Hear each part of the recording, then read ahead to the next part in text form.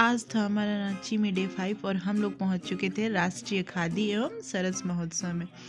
इतनी भीड़ भाड़ को देखते हुए और टिकट में इतनी लंबी लाइन थी, हम लोगों ने एक दो बार सोचा कि जाए या नहीं, फिर इतनी दूर से आए थे तो जाना भी ज़रूरी था।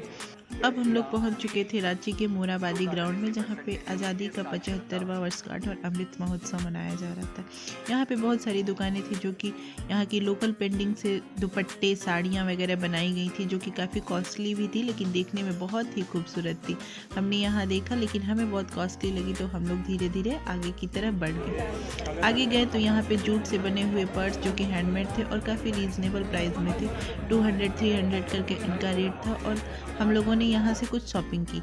आगे जब बढ़े तो हम लोग को बहुत सारी चीज़ें देखने को मिल रही थी, लेकिन हम लोगों ने बहुत देर तक यहाँ देखा, बहुत सारी चीज़ें पसंद की, फिर धीरे धीरे धीरे हम लोग आगे बढ़े। जब हम आगे बढ़े तो अलग अलग चीज़ों के स्टॉल लगे थे जो कि अलग अलग स्टेट से आए थे, और सारे स्टेट्स की जो भी पॉपुलर चीज़ें थी वो हमें इस ग्राउंड में दिखी। जब हम आगे बढ़े तो एक बहुत ही सुंदर शॉप जो कि एकदम आंखों को अपनी तरफ खींच रही थी, ये थी मधुबनी पेंटिंग की शॉप। और यहाँ पे बहुत सुंदर सुंदर पेंटिंग्स जो कि 2500 से शुरुआत थी यहाँ पे। इसके आगे जब हम लोग बढ़े तो यहाँ पे स्टॉल वगैरह की दुकानें लगी हुई थी। साफ सफाई भी ग्राउंड में काफ़ी था। अब हम लोग पहुंच चुके थे एंटीक कलेक्शन की दुकान पे, जहाँ पे वुड और किसी मटेरियल से भी बने हुए कुछ एंटीक पीसेस रखी थी, जो कि 200, 150 से 2000 तक के रेट में थी। जब हम लोग यहाँ पे देखे और कुछ दूर आगे बढ़े तो यहाँ मिट्टियों से बने हुए विंड चाइम्स थे, जो कि देखने में बहुत खूबसूरत और बहुत ही रीज़नेबल प्राइस में हमें वहाँ पे मिल रहे थे। इसके आगे मिट्टी के ही बने बने वॉल हैंगिंग और बहुत सारी पेंटिंग्स भी रखी हुई थी। फिर धीरे धीरे हम लोग आगे बढ़े। हम लोग आगे बढ़ते हुए मेले को देखते हुए जा रहे थे। यहाँ पे कालीन और डोर मैट्स की काफ़ी अच्छी वैरायटी और काफ़ी सारे रेंज थे, जो कि देखने में बहुत खूबसूरत थे और इनकी प्राइस भी बहुत रीज़नेबल थी। अब हमें खींच लाई ये लाश से बनने वाली चूड़ियाँ अपनी तरफ। इसको देख के हमें इतना अच्छा लगा कि कोई हाथ से कितनी खूबसूरत कलाकृति कर सकता है, और जिसे औरतों की खूबसूरती बढ़ाने में बहुत हाथ रहता है। यहाँ यूपी और बिहार में ला की चूड़ियाँ बहुत फेमस है। ये मिट्टी से बने विंड चाइम्स जो कि काफ़ी कलरफुल थे। आगे हम लोग गए तो वही फिर से हमें एंटीक कलेक्शन की कुछ दुकानें दिखी। यहाँ पे लोग अपनी शॉपिंग कर रहे थे और चीज़ें ले रहे थे। यहाँ पे काफ़ी खूबसूरती के साथ इनको बनाया गया था। थोड़ी दूर आगे बढ़ने पे हमें दिखा बांस से बने हुए चीज़ें, जिसमें कि हैंगर्स थे, बास्केट्स थी, बॉटल भी थे।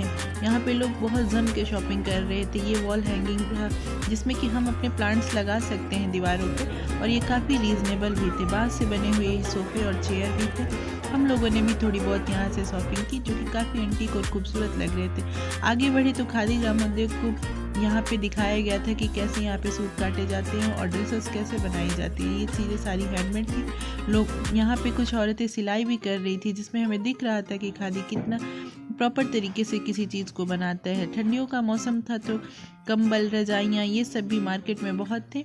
यहाँ पे कालीन थी जो कि बहुत ही खूबसूरत थी। इसके प्रिंट, इसके डिज़ाइन काफ़ी आकर्षित कर रही थी लोगों को। काफ़ी सारे लोग आ रहे थे, इसे देख रहे थे। वाकई कालीन की खूबसूरती तो देखने लायक थी। फिर वहाँ से हम लोग धीरे धीरे आगे बढ़े और वहाँ पे थोड़ा सा हम लोगों ने 360 डिग्री का व्यू लिया। यहाँ पे झारखंड राज्य खादी एवं ग्राम उद्योग बोर्ड का सभी जितने भी विभाग थे, वहाँ की अलग अलग कलाकृतियों, वहाँ की अलग अलग प्रोडक्ट्स यहाँ पर आके लगे हुए थे। वहाँ से हम लोग आगे बढ़े साड़ियों और शालों की दुकान पे। आगे बढ़ने पर हमें मिला एक पर्स की दुकान, जिस पे हाथों द्वारा कारीगरी करके काफ़ी अच्छे तरीके से अलग अलग डिज़ाइनों को उभारा गया था। फिर वहाँ से हम लोग आगे बढ़ पड़े। वहाँ पे आगे बढ़ने पर हमें मिला एक छोटी सी विंड चाइम्स की दुकान, जहाँ पे काफ़ी सुंदर सुंदर विंड चाइम्स बनाया गया था।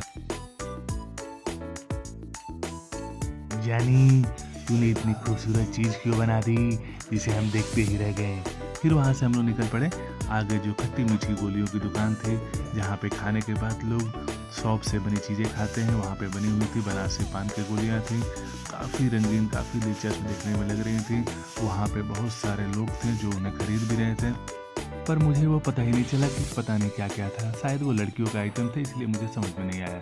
फिर वहाँ से हम लोग आगे चले और हमने देखा चारों ओर घूम गए। फिर वहाँ पे कपड़ों की दुकान लगी हुई थी, काफ़ी सुंदर सुंदर कारीगरी। वहाँ पे चिकन की कुर्तियाँ चिकन वर्क की कुर्तियाँ जो कि लखनऊ की फेमस होती है। आगे गए तो हम लोग को बेडशीट्स की दुकान मिली। ये बेडशीट्स काफ़ी अच्छे थे, इनके क्लॉथ और इनके प्रिंट भी बहुत अच्छे थे। यहाँ 600 से स्टार्टिंग था और 2000 तक की थी। आगे गए तो आर्टिफिशियल ज्वेलरी की दुकान मिली, जहाँ पे अंकल काफ़ी परेशान थे और हम लोग के बार बार प्राइस पूछने पे भी ये प्राइस नहीं बता रहे थे। इनके पास भी कुछ अच्छे कलेक्शन थे। आगे बढ़ने पे हमें मिले लकड़ियों से बने हुए खिलौनों की दुकान, जो कि काफ़ी खूबसूरत थे। फिर हम लोग आगे की तरफ बढ़ते गए। अब इधर हमें मिला एक विश्राम गृह, जहाँ हम लोग थोड़ी देर आराम किए। कप और प्लेट्स की काफ़ी क्रॉकरी की अच्छी अच्छी चीज़ें थी, जिनके रेट भी काफ़ी रीज़नेबल थे। चूँकि ये महोत्सव का प्राइस हमें थोड़ा सा हाई लगा। आगे गए तो हमें मेन डोर पे लगाने वाले ये विंचाइन जैसे ही थे, जो कि घंटियों और घुंघरू से बने हुए थे। देखने में भी काफ़ी खूबसूरत और ये एंटीक लग रहे थे, जो कि जिनका प्राइस था 150 और 300। अब हम लोग इसे देखते हुए आगे की तरफ बढ़े। इतना बड़ा महोत्सव था कि हम देखते देखते थक चुके थे, लेकिन मन अभी भरा नहीं था। आगे गए तो हमें ग्लास से बने हुए चीज़ें थी, जिसमें कप, प्लेट और ग्लास भी थे। यहाँ क्रॉकरी के आइटम्स लगे हुए थे। हमें ये सबसे रिजनेबल प्राइस यहाँ पे क्रॉकरी के ही लगी। यहाँ पे थोड़ी बहुत ज्वेलरी भी रखी थी, जो कि अच्छी थी, लेकिन क्वालिटी उतनी अच्छी नहीं कह सकते थे। यहाँ पे बॉल जो कि फ्रूट्स वगैरह रखने के लिए यूज़फुल थे। यहाँ पे डॉग्स थे, जो कि देखने में काफ़ी क्यूट लग रहे थे और ये अपना काम धीरे धीरे बैठे बैठे कर रहे थे। यहाँ पे मोबाइल स्टैंड, की रिंग्स वगैरह थे। यहाँ पे नेम लिखे जा रहे थे। बांस से बनी हुई चीज़ें, जिसमें कि lamp stand, wall stand, wall hanging और बहुत सारे फ्लावर पॉट भी थे, जो कि देखने में काफ़ी एंटीक, खूबसूरत और मनमोहक लग रहे थे। हमने यहाँ से थोड़ी बहुत शॉपिंग भी की और इसे देखते हुए ही हम लोग महोत्सव में आगे की तरफ बढ़ने लगे। आगे बढ़े तो फिर से हमें एक बांस से बनी हुई चीज़ों की दुकान दिखी। यहाँ पे बांस से बने हुए डिब्बे, लैम्प स्टैंड वगैरह थे और फ्लावर पॉट यहाँ के काफ़ी खूबसूरत और काफ़ी फिनिशिंग के साथ बनाए गए थे। यहाँ पे बहुत सारे लोग शॉपिंग कर रहे थे, जो कि बांस से बनी हुई टोकरियाँ थी, जिसे कलरफुल तरीके से सजा दिया गया था। बॉक्सेस थे, फ्लावर पॉट था, पेन स्टैंड था। पेन स्टैंड देखने में काफ़ी खूबसूरत और फिनिश्ड लग रहा था। कुछ एंटीक आइटम्स थे। यहाँ पे गए तो हमें मछलियाँ, एलिफेंट्स, घुंघरू और बहुत सारी ज्वेलरी, जो कि एंटीक मटेरियल से ही बनाए गए थे। और ये एंटीक कलेक्शन वाकई में काफ़ी खूबसूरत था। ये देखने में तो बहुत हल्की लग रही थी, लेकिन उठाने में ये सब काफ़ी हैवी थी। यहाँ पे जो आदिवासी लोग होते हैं, उनकी ये सारी ज्वेलरी थी। वो लोग पहले ये यूज़ करते थे, अभी भी थोड़ा बहुत यूज़ करते हैं, जो कि देखने में काफ़ी एंटीक लग रहा था। लोग यहाँ पे इसे खरीद रहे थे, जो कि बहुत कम जगहों पे ही ये मिलता है।